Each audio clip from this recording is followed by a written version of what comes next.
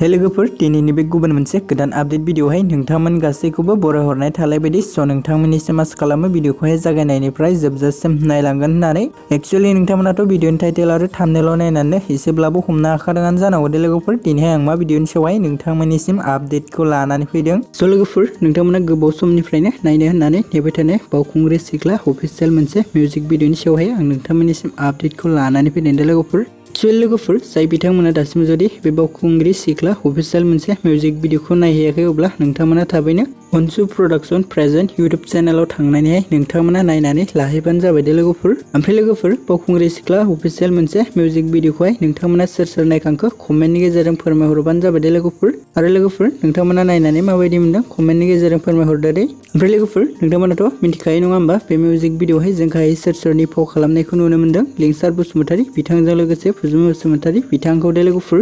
ओमफ्राय लोगोफोर बे बावखुंग्रि सिख्ला अफिसियेल मिउजिक भिडिअनि मेथाइखौ रोजाबदोंमोन जेसि नार्जारी बिथांजों लोगोसे फुंबिलि बसुमतारी बिथांमोना दे लोगोफोर। ओमफ्राय लोगोफोर बे बावखुंग्रि सिख्ला अफिसियेल मिउजिक भिडिअनि डिरेक्सन आरो कोरियोग्राफिखौ खालामदोंमोन बिथां लेसन रामिया दे लोगोफोर।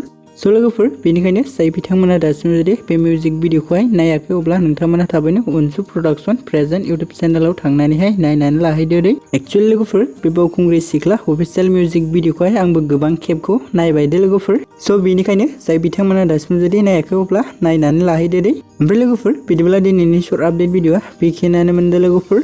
आसा खालामो लोगोफोर नोंथांमोना भिडिअखौ नायनानै मोजां मोनदों। भिडिअखौ जुदि नायनानै मोजां मोनदोंब्ला अननानै खनसे लाइक खालामनानै होबानो जाबाय दे लोगोफोर।